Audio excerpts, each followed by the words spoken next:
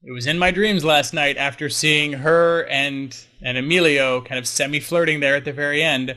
My brain combined her, this show, and Bad Santa, and I just had this thing in my mind of fuck me Gordon, fuck me Gordon, fuck me Gordon, fuck me Gordon, fuck me Gordon. It's Knuckle Puck time! What the heck kind of a shot was that? You've never heard of a knuckle puck? Whoa! Crack! Crack! It's Knuckle Puck time! Welcome everyone to Knuckle Puck Time. My name is Andrew Appel. I remain David Henkla. And I'm Marc, Winski. This week we are talking about the premiere of Mighty Ducks Game Changers, Episode 1, Game On. We'll talk about the good, the bad, and the less good, and whatever else we feel like not bothering about. Before we jump in, we just want to make sure everyone knows this is a spoiler chat. We will be spoiling just about every part of the plot of Episode 1 of Mighty Ducks Game Changers. So if you haven't watched it yet because you decided to waste your time watching Falcon and Winter Soldier again, we don't judge. Or if you just slept like a normal person and have a job. That applies to nobody anymore. True. It's Knuckle Puck time! That's Marc's main job. I keep things moving, keep the plot line flowing. But if, as Andrew did say, that if you are here and you don't want to hear spoilers, here's a spoiler.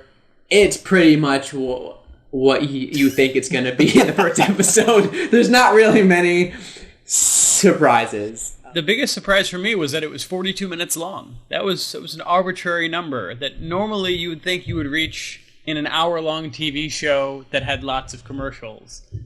But it didn't have commercials because it's on Disney streaming, so it just was arbitrarily 42 minutes long, which both surprising and also I kind of like it. I kind of like that the old framework of no, something has to be 30 minutes or an hour, and if it has commercials, then you work around that. That no, like time just doesn't matter anymore. The last year has taught us that time is an illusion anyway, and we're all living in a black hole of existence where everything swirls into each other. So why not make Emilio Estevez heckle children? It is the proverbial two-ass conundrum that Elon Musk, the titan of technocoin that he is fighting every day. Did you just say two-ass problem? Yeah, you've never heard the two horses ass conundrum? No. Proceed. We're learning and growing here.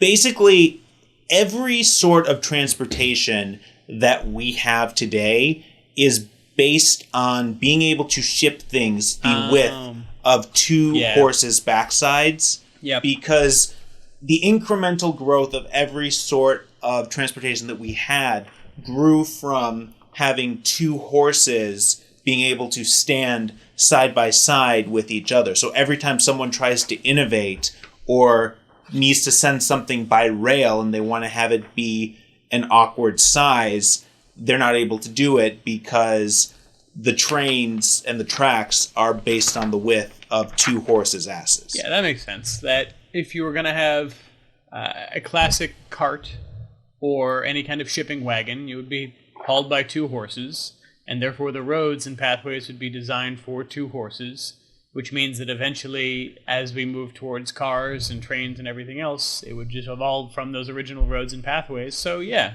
I guess all of society is built on horses' asses. And now that we've gotten that far, we've given everyone a fair amount of time if they want to leave and not be spoiled. So let me give a quick recap. Here's the recap. And that's our new song. We might work on that one. Here's the recap. Trademark, Marc Winski. It's recap time! Done. Every intro is just gonna be Marc that. loves doing this. It's a blast. Yes, he does. Long gone are the days of the Ducks being a scrappy group of underdogs. Today, the Ducks are a bunch of proverbial cake eaters whose parents put them in $1,000 hockey clinics in the hopes that they'll one day play for the NHL. Their current coach, who is only known as Coach T and looks like the love child of Gunnar Stahl from D2 and Scooter from D3, decides that our hero, Evan, just doesn't have what it takes to be a Duck and cuts him from the team. At the urging of his mother, Alex, Evan decides to start his own hockey team with the most ragtag group of underdogs that the minds of television writers can come up with. While he's rounding up this group of scrappy nobodies, Alex goes on the hunt for an ice rink where they can practice. After coming up short with every facility in the phone book, a chance errand leads her to find the Ice Palace, run by none other than Gordon Bombay. We find, however, that he is no longer the Minnesota Miracle Man, but has turned into someone beaten down by life that appears to survive on a diet of leftover pizza and cake from children's birthday parties.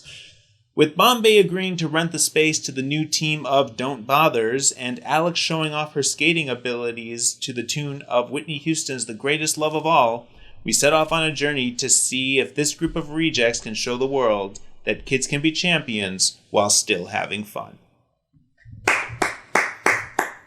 Beautiful. Strong intro. So, Mark, what did you think?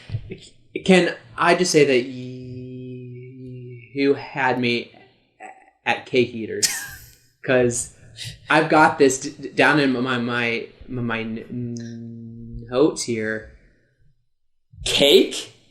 How come there's so much cake? And does that have to do with him now being a cake eater? Is my honest question now, since it had been brought up. Because every scene that Emilio Estevez is in, he's eating something. So I'm not sure if craft services just wasn't good on set, or he was just hungry, but every scene he comes in, he's eating cake. And not just a slice of cake, but an entire cake. I really wonder if that was in his contract. It must have great been. writer. It must have been. It had to be something, because he's not just having a cake there, he's actually eating the cake and pizza. I was fascinated by the cake eating angle.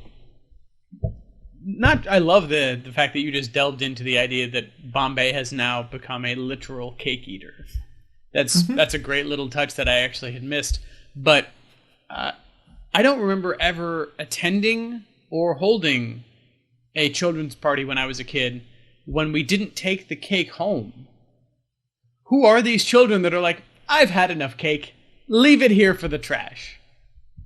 That's like, if the place provides the cake, maybe it's a weird thing where it's like, no, just leave the extras and, whatever. But like, no, that you take your cake with you.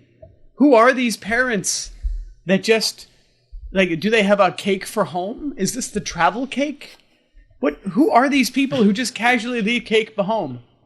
Leave cake behind. My nose is stuffed up today. The second thing that I loved is, within the cake eating angle, I love that Disney still managed to get a cross promotion for Wreck-It Ralph in. How's that leftover Wreck-It Ralph cake? Hard around the edges, soft in the middle. Kind of like Ralph himself. Disney never misses a chance to cross promote. I deeply admire that about them. It's almost insane how thoroughly they work to make that happen. But I respect it in its own way.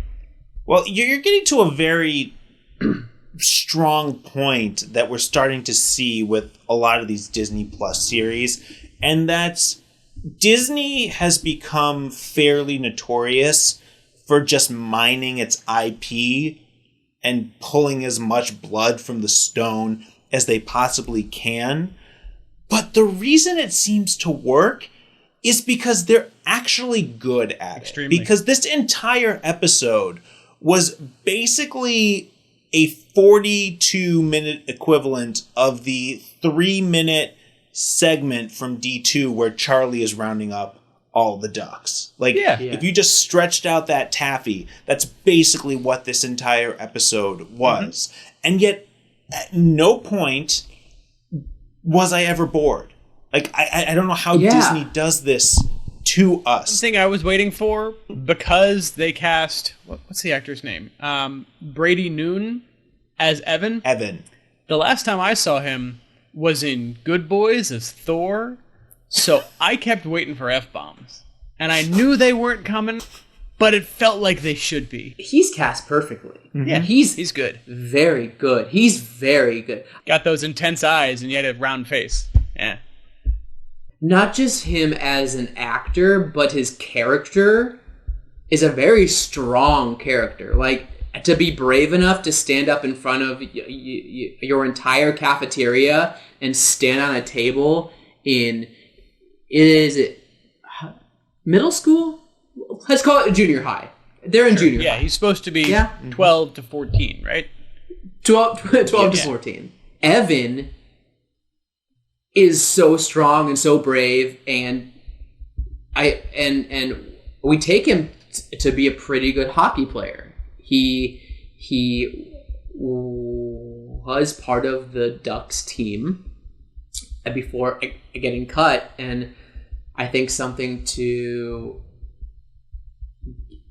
get into, which we've talked about this throughout the entire Mighty Ducks series, is where does prosperity lead you in this hockey world? Do you have thoughts about that? I did love that they very early on established the old trope from the previous 3 movies of class warfare. That, because they're arguing, if you're not great at hockey by 12, why bother? But their definition of great is the exact type of greatness that is bought. That is, you have the best gear, and you have the best coaches, and you've been to the best clinics, and they are all training you to be a very specific, very honed type of player who, in many of these cases, it seems, has also already been through puberty. So it's designed as like, if you have money, then you can maximize your potential in this window. And if you don't, unless you are lucky enough to have gone through puberty and basically be a giant, you're probably not going to ever get to play this sport again. Well, Malcolm Gladwell talks about that in his book Outliers. Have you guys read that book? I have long ago, but yeah. He speaks about how in Minnesota, especially, the ages of these hockey players are so important. That are they on the cusp of being 12, playing in 12 and 14, or is their birthday like just on that cutoff line where they're still 12 but playing in 12 and under? And I think that has a lot to do with this, as well as kind of breeding this hockey culture, breeding this hockey giant with monetization and with these trainers. The joke is made that this mom brings 2 trainers to a hockey practice for a 12-year-old. And the crazy thing is, it's not that crazy. Yeah, this is pretty typical.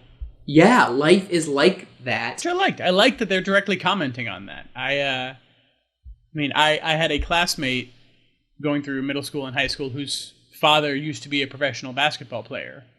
And he played 1 season on our Jelliffe basketball team. Our goofy, we're just having a lot of fun basketball team. And he got pulled from our team after that season because, as his dad put it, it doesn't matter that you're having fun, you're learning bad habits. We need to focus on you being a professional. And this dad made his son take hit 500 free throws every night before he could have dinner. Like, it was just a standard thing where it was like, this is just part of your continuous discipline. I think he was on 2 different travel teams by the time we were in 6th grade. Was his name Steph Curry? No, and amusingly, he actually ended up going on to play football instead of basketball. And was a very good basketball player. He was a better football player because he grew in that way where he wasn't that big for most of high school, and then suddenly he became incredibly powerful and muscular, and it was just a killer quarterback. Played at Syracuse. But yeah, no, I remember seeing that, and as mentioned in previous episodes, I went to a snooty preppy school, so we had an insane amount of homework and a ton of commitments. And I just remember trying to process how he had time to be on multiple travel teams, in addition to being in our school, in addition to being required to be on teams in our school because we had mandatory sports. I knew a few people who actually ever got to hang out with him, but most people just only saw him in classes, and the rest of his life was 100% owned by this machine of teenage sports. Which, again, like I was talking about before, kind of sets up the class warfare angle. In this show, the mom who brings the two semi-coaches, one of whom is a child sports psychologist, to their 12-year-old son's hockey practice, that woman is, it seems, a partner in the law firm where Lorelai Gilmore, I know she has a real name, Lauren Graham is an actress, she is forever Lorelai Gilmore, despite the fact that the only other movie I associate with her with is Bad Santa, which creates weird dreams. That Lorelai Gilmore is a paralegal in that law firm, and she mentions at one point during the episode that she had to drop out of law school to take care of her son because his father left. That point is literally churned out by the sound of the hot chocolate machine because it's meant to just minimize her own space in this world that she's trying to reclaim, because she's not as wealthy as all of these other parents, because she has to scrap to make things happen, because she can't afford to give her kid $900 skates and 2 psychologist coaches who attend their every event, which I bet those psychologists charge $100 to $200 per hour, easily. Oh, easily. Well, to be clear, we also learn in this first episode that just because you have those brand new $900 skates doesn't make you a good hockey player. And as with a trained eye, we kind of thought that he wasn't going to be good, but they played it up so well. They kept doubling down. I feel bad saying this. I questioned it. I'm like, wait, maybe he will be good. And I'm like, no, there's no way. He cannot be like the star golden boy coming in for this hockey team and blah, blah, blah, blah. It just wouldn't work. But I loved that they kept on doubling down on this thought that a golden boy is going to come in and save the day for the Though, Ducks. to be fair, they did already set up that there are going to be Adam Banks-style golden boys to come in and just make everything better. I mean, first off, they introduced the character of... What was her name? The actress is Swayam Bhatia, Bhatia. I think that's how you pronounce it, who I mostly recognize from Succession. The fact that she's Sophie Roy. But she is, what is her, depicted as being an incredible hockey player. She is taking shots that knock golf balls off the top of cones. I mean, just clear pinpoint mastery. But also, they show that she's got some kind of a knee injury because she's pushing herself so hard to be good that she's ignoring her own injuries. Very much giving off an Adam Banks style looming possibility. But in terms of who's going to be their magical fix everything figure, that's the kid who's the wall. Yeah, their goalie is ridiculous, and he looks like Goldberg. He kind of does. Perhaps a little more Kiwi. I mean, there's a bit of a Maori vibe about the way that he's. I don't know, like his haircut felt Maori. Well, we've already established that Nick is the Jewish aspect of the team. Yeah. We established that early on. With the great line. That's from Marc. He's actually my next door neighbor. We're not super tight or anything, but him and his mom have often been our non-Jewish guests at Passover. Oh, that's fun. Yeah. But It's something that line. the two of you have been alluding to this entire time is one of the things I find fascinating about this show is that it has parallel heroes' journeys happening with both Evan and Alex, because in the course of this episode, you can see that both of them are beginning to break out on their own. They both set out on this new path. They both have something happen that gets thrown out of the world that they were already in to take them into this new world. And they have now both found their helpers. Evan finding it, of course, in Nick, and Alex finding it in a very reluctant Gordon Bombay, who I have to give it up to the writers on this one, because he comes back, and while he is clearly a shell of his former self, he still finds a way to give an inspirational speech that is both uplifting and incredibly depressing all at the same time. Yeah. Also, man, did he very clearly and very aggressively slot right into that missing father role. I mean, just like a plug into a wall outlet. Yeah, he knows it. He knows it well. Like, as an actor and as a character. Like, he knows the role. So, and that brings me to this next point. Like, he's a good actor. He is. I feel like he's coming in kind of doing his job and being like, great. But he does it so well. He does. He's very workmanlike about it. Yeah, he's comes in, you can see he's done his homework and like knows his choices and just kind of does it. That was always kind of Emilio's thing, that he is Martin Sheen's son, Charlie Sheen's brother. He absolutely could have been, Michael Sheen with Emilio. Instead, he chose to be Emilio Estevez. He chose to separate himself one step from the family legacy and to kind of do the more grinded out, interesting work. And reading up before this podcast, I actually really enjoyed that Emilio himself said that he kind of identifies with Gordon Bombay a bit at this point, because Bombay has been kind of in hiding for 25 years, and in large part so has Emilio. That he did a bunch of movies back in the 80s and early 90s that made him a bunch of money. According to CelebrityNetWorth.com, he is currently worth $18 million, which, by the way, is more than Charlie Sheen is now worth, which is amazing. Now, that also brings up questions I'll bring up after I finish this point, because I get the feeling Emilio is very much a family support kind of guy, and on some level is coming out of hiding because he knows he can cash in, make a lot of money, and he may need to look out for his brother, which I admire.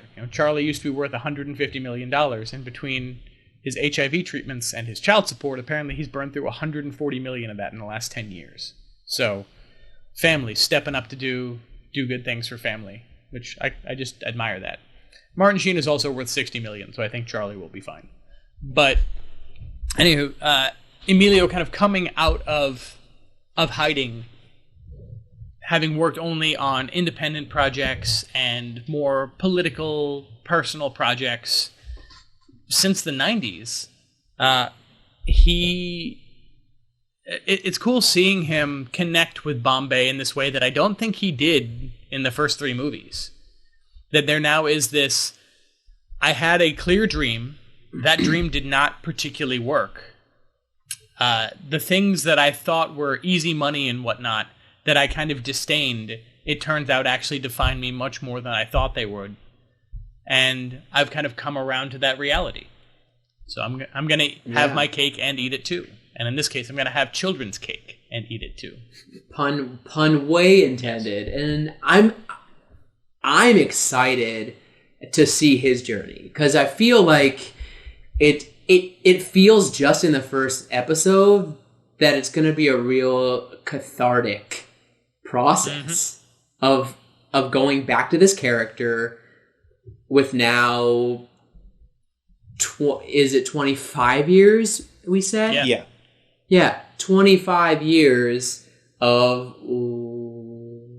life under his belt, and just kind of putting on the Gordon Bombay name tag and just being himself. I noticed that when he first came in to his office, and I'm like, oh, like he's just this. Like he's just being himself and saying these lines as himself in the most grounded, actory way.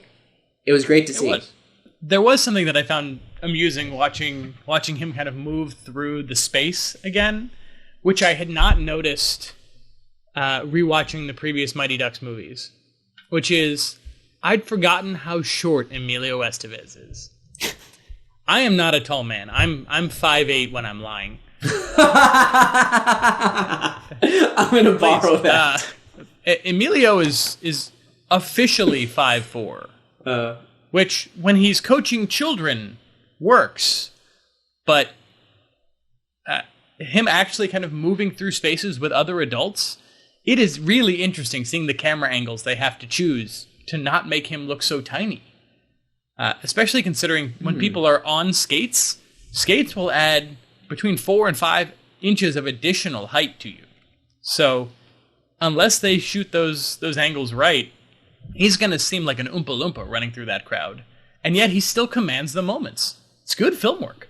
I don't think that matters. Like, that's a good thing to point out, too, that I think Disney, especially, not that they're trying to, but their inclusiveness is also growing. And that's important, too. That, like, yes, like, Emilio is not a 6'2" dreamboat of a man that we've seen in every other fucking movie.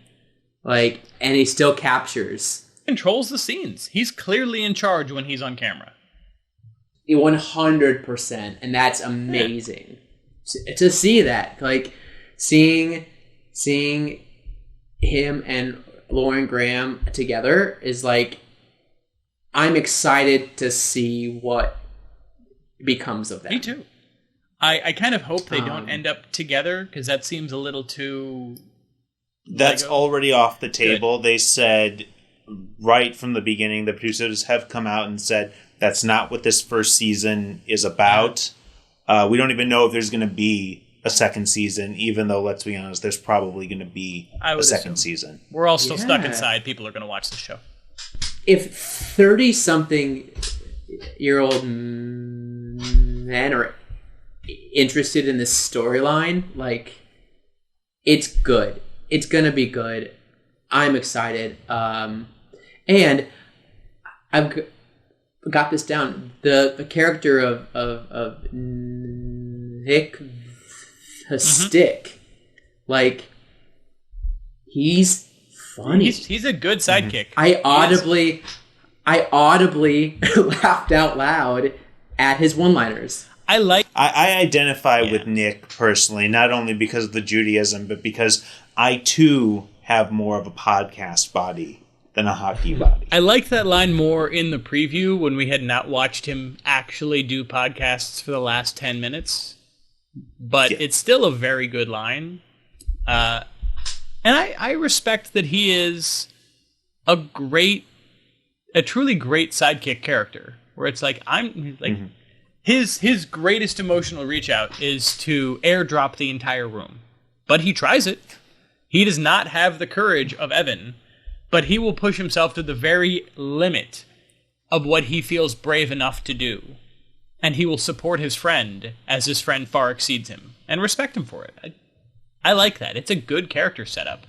I also, Mark, I loved what you mentioned before about Disney becoming more inclusive. I hadn't thought of it that way, but if you contrast the composition of the first Mighty Ducks movie, even all the way through the third one, with this composition, it's very different. I mean, in the first one, it was a whole bunch of white kids, one Jewish-Italian kid who, white, but, and then a couple African-American kids. Now we have a goalie who appears to be Maori. I'm trying to find his information. His name is Kazra Wong, so I may be wrong there, but, like, he appears to be Asian of some historical descent or potentially Maori. The Adam Banks character is Indian. We have some white kids. I mean, like, we are spreading this out. One of the other kids on the team, the one who cannot turn down a dare, is black. Like, Disney is scaling itself out to truly be like, no. Even within the hockey world, we're not going to pretend that we are monolithic or monocultural anymore. We have to accept that America is a rainbow of different colors.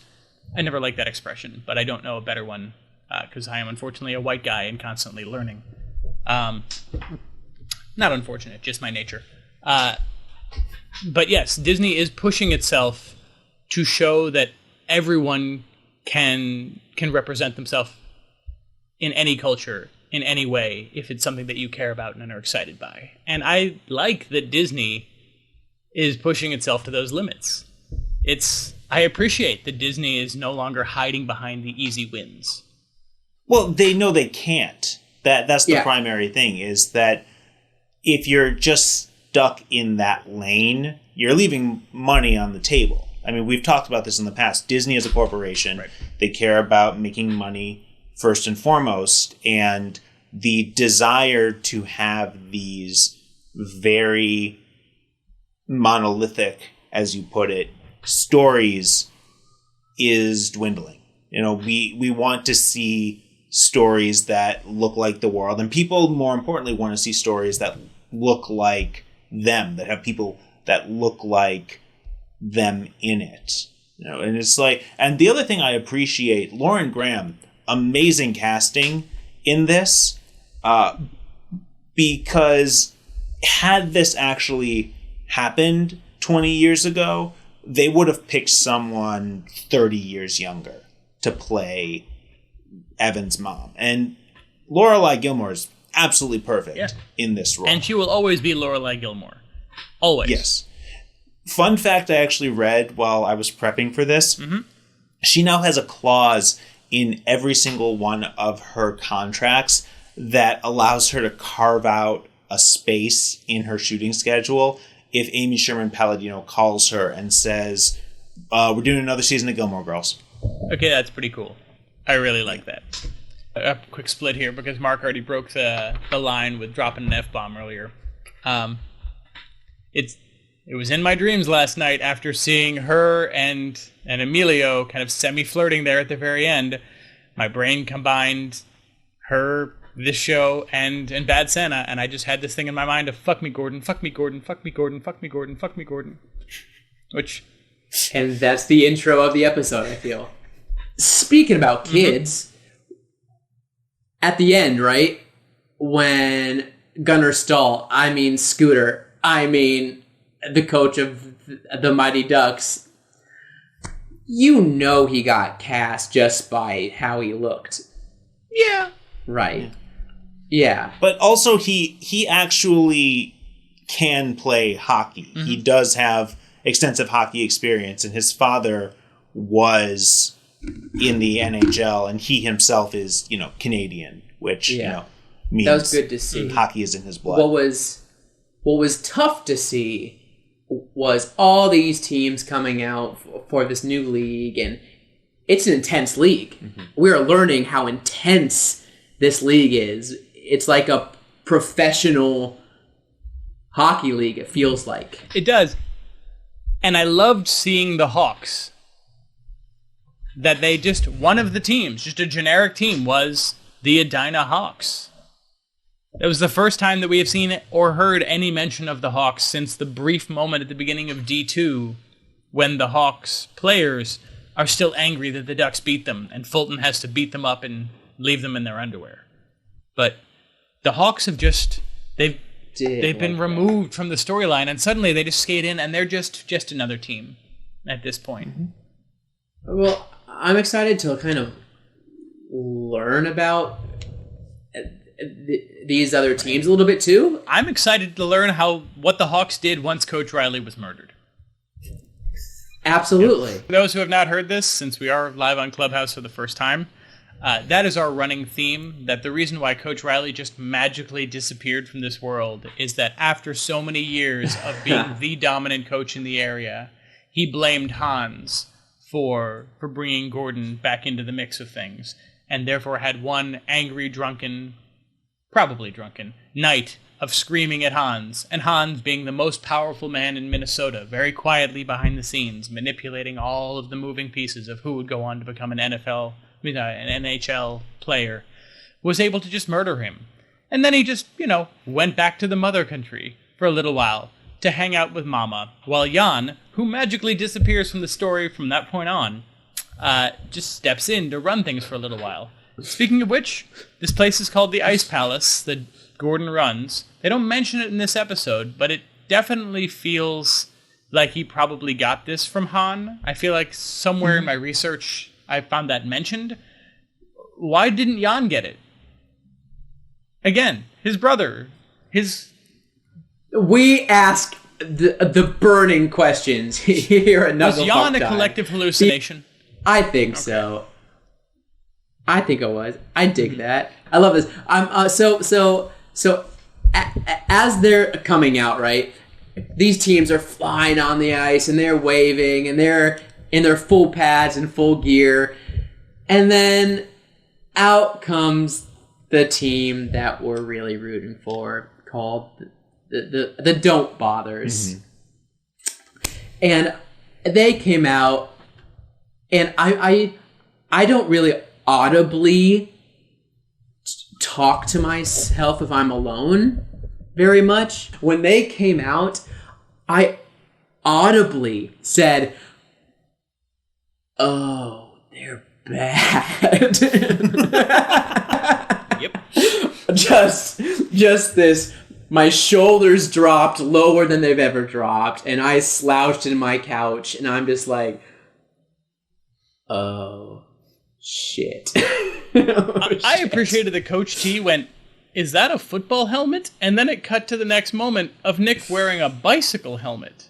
So I love Nick so much. So yeah, just that progression of that Coach T looks at the professional level gear and goes, "Hold on, that's professional level gear for the wrong sport." Completely ignoring that one person appears to be wearing an elf cape and another person is wearing a bicycle helmet. So in conclusion, I'm on board. It was a good pilot episode. Yep. I was really is fulfilled the right word? I mean, it gave me everything I needed for a pilot. It filtered one thing in that I was not expecting from Disney, which was cake. Well, no, I expected cake. No, they endorsed progressive democratic policies as a casual little throwaway in the middle of the episode. Minnesota is the most progressive liberal state in the Midwest. Emilio is known for being very progressive, very liberal, as is his father, Martin Sheen. They've fought for progressive policies forever. Emilio, as we talked about in the previous episode, dedicated years of his life and a lot of his personal clout to creating a movie about the night Bobby Kennedy was killed. And the reason that Lorelai Gilmore is able to convince Coach Bombay to let her use the rink for the kids is she mentions that there was unclaimed money within the city legislature funds for Pee Wee hockey. What a casual little amazing thing that the city legislature in this state that is hockey obsessed would quite literally have funds set aside and then held in reserve, despite the fact that in a hockey crazy town, clearly rich people just fund this completely. The city is still continuing to put funds out there, even if they aren't claimed, so that poor kids can have access to this possibility. I loved that. It was such a casual little throwaway, and I just immediately started nodding of like, that's wonderful. That's just a wonderful thing, and it would be a paralegal, who I have such respect for. Paralegals work so hard. Both my parents were lawyers when I was a kid. My dad then stopped being a lawyer to become a teacher. But paralegals work so hard, and they know the systems so well. They are the nurses to hospitals of the legal profession. So the fact that Lorelai Gilmore, the paralegal, not only knew where to look, but lived in a system that had money set aside for poor kids to explore hockey, made me really smile. That was a great little detail. So another great little detail, you mentioned that Lauren, who was the one in the elven cape, she offered to bring nunchucks to the ice rink. Yep.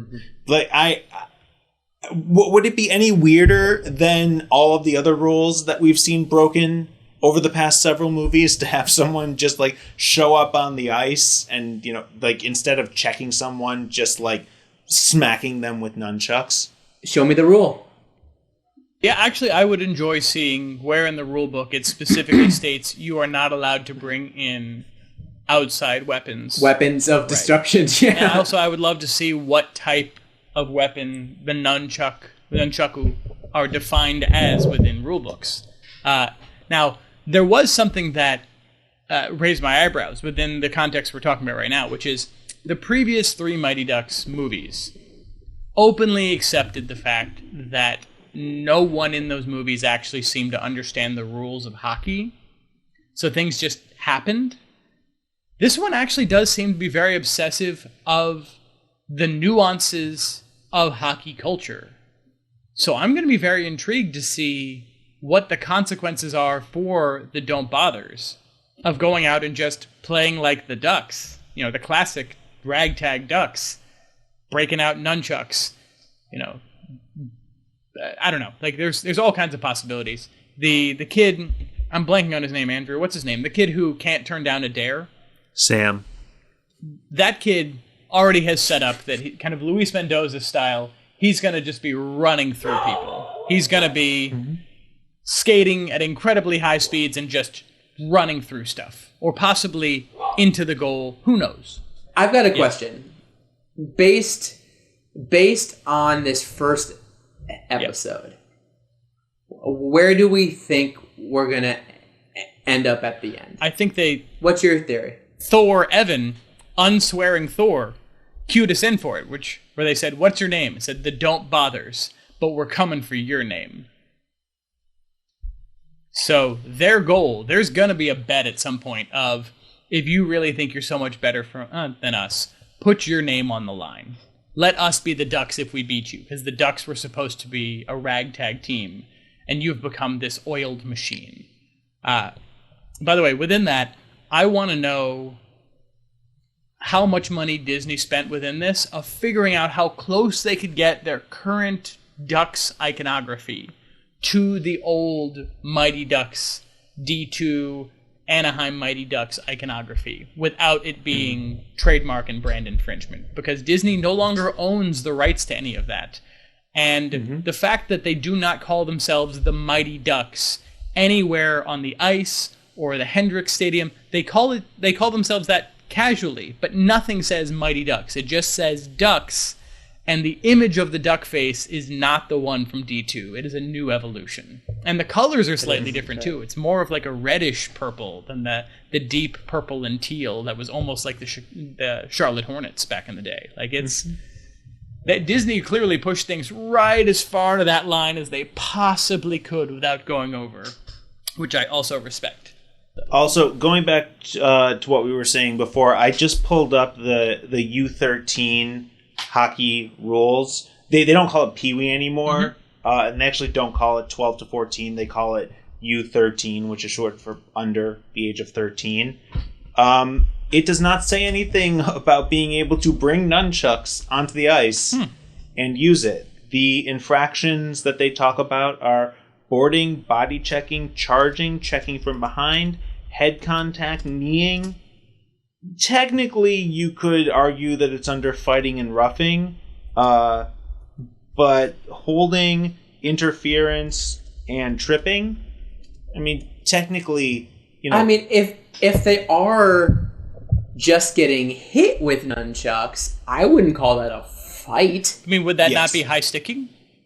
With a nunchuck? It's a stick on a chain. I mean, as long as you keep it below your head. Like, I mean, just give it chest level, and I think you're good.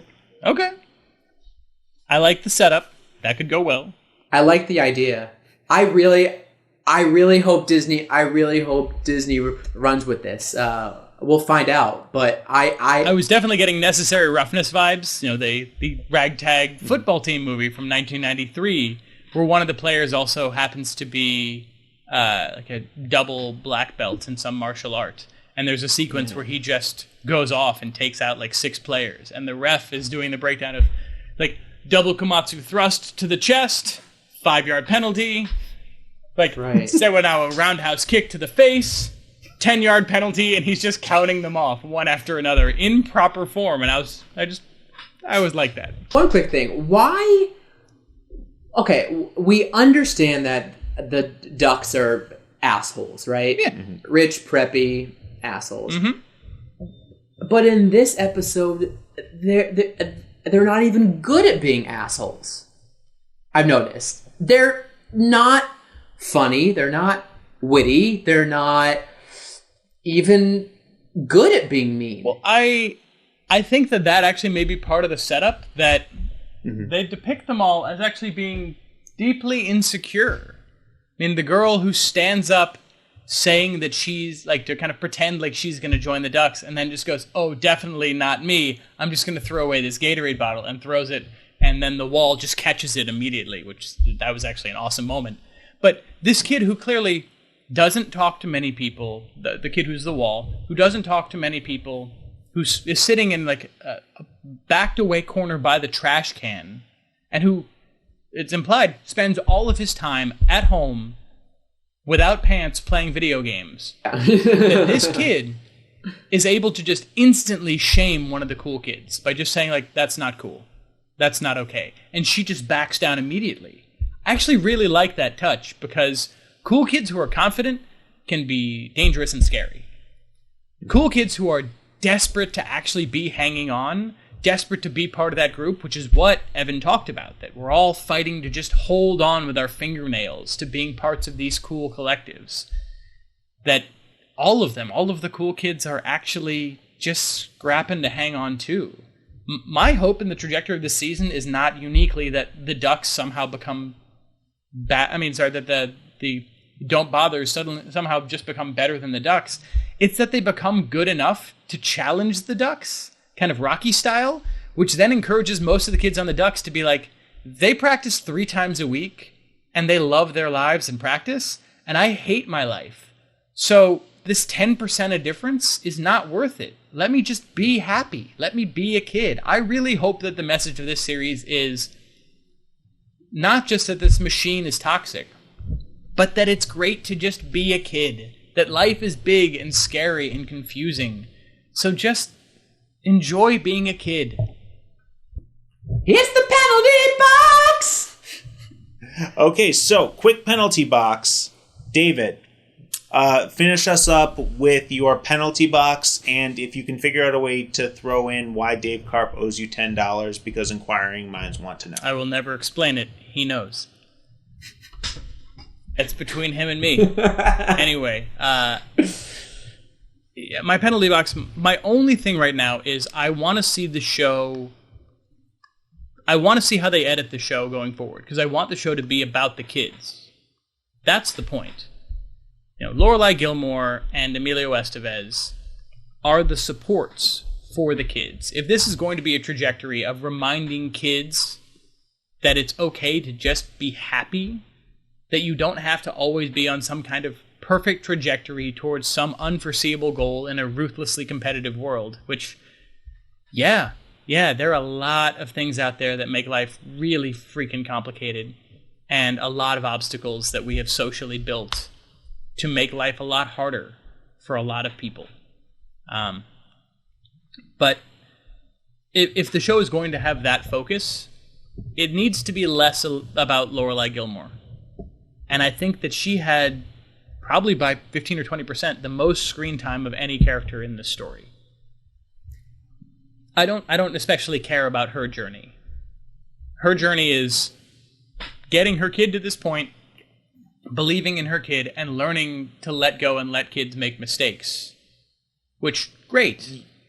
You are going to be thoroughly disappointed. I can already tell you she will probably by episode 7 or 8 go through a process where she sees Evan taking big swings, so she's going to take big swings too, and it's going to lead to promotions and people not walking all over her. Yeah, and that makes sense. And considering that she is at least staged as being a little older than our generation, I mean, I think that she is, in fact, March 16th, 1960. She is 51 years old. Looks amazing.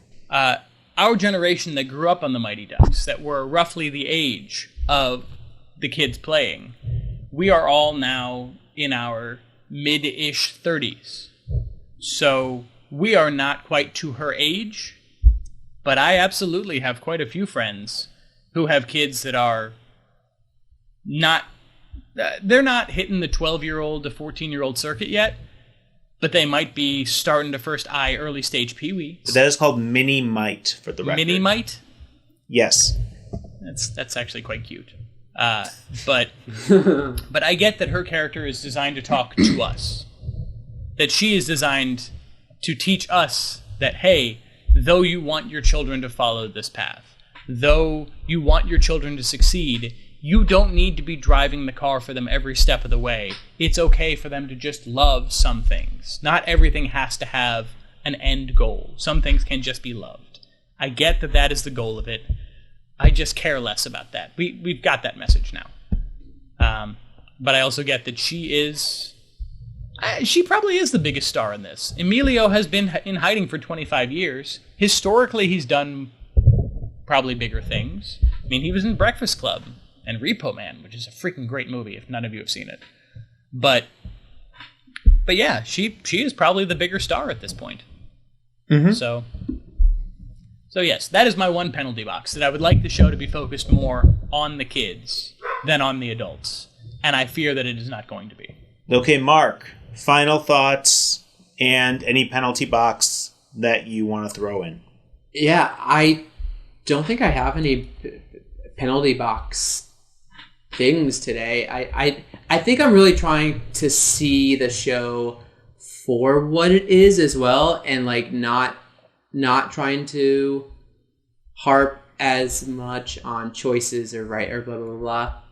I want to see it as a whole. I did have a thought. I'm interested to see how this show relates to actual kids. I'm excited to see that part. Because it is a kid show. It's a kid show. But it's geared towards us, because it's our Mighty Ducks and nostalgia.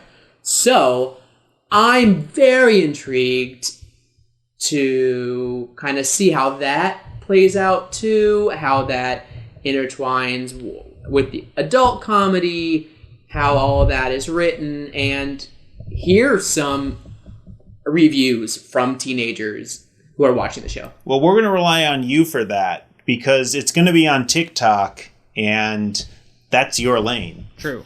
But Mark, that's actually a really interesting point. That we were just talking about how Lorelai Gilmore is older than our generation, but she's kind of meant to speak to future us. But if current us is target demographic for this number one, and target demographic for this number two is new young teenagers who may not have experienced the Mighty Ducks before, there's a bit of a gap in that unity. That it's not the parents bringing their kids into it. We're not old enough to be the parents of the kids they want to bring into it. So you're hoping that the Gen Xers who are a stage older than us, who didn't really grow up with the Mighty Ducks, for whom it was kind of a little behind them. So yeah, that's going to be interesting to see how Disney manages to kind of lasso that whole group. Because you're targeting a variety of different groups that are disparate. There's not a natural pull-through. I hope it'll work. I like seeing this back on television. I like the format of it. Yeah, if you are a teenager, comment, post, let us know what your thoughts are. There's lots of places to comment. If you're watching this on YouTube after the fact, you can put in the comments below. If you go to our website, knucklepucktime.com, there's a place for comments on every episode. Or, of course, you can just leave it in the reviews on Apple Podcasts or Spotify. And I think that's probably our wrap up for the day. Andrew, you wanna take us out? Thank you all so much for listening. I have been Andrew. I remain David. And I'm Marc. Apologies to Keenan Thompson. Oh crap! Did we forget him again? I know. Couldn't fit you in this week. We had him on Clubhouse actually, and yeah, just ran. Sorry, Keenan. Couldn't get him up here. Sorry, Keenan. Maybe next week, man. No, we'll make it work. Definitely next week. Before the season is done, we will figure out a way to get you on. I am 90% promising.